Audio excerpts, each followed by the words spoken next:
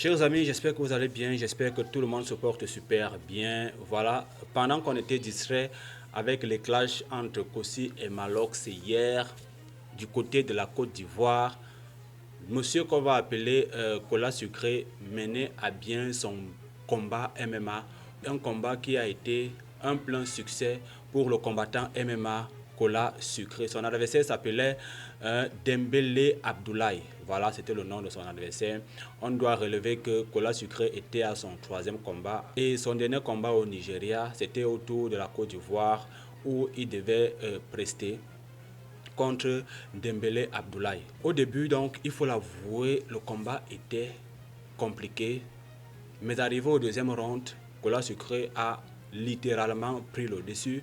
Un deuxième round pendant lequel l'arbitre aurait pu arrêter le combat.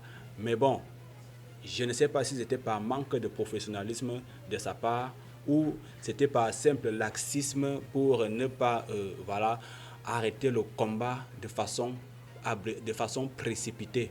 Voilà.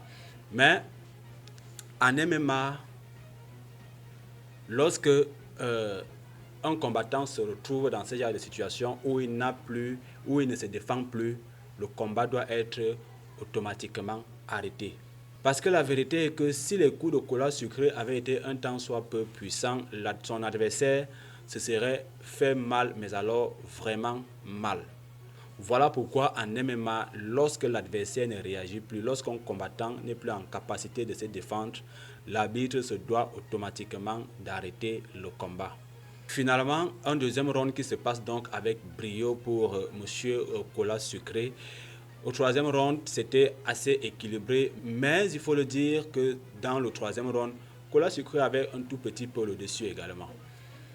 Un combat qui se termine donc par une victoire avec brio du combattant MMA, voilà, Kola Sucré.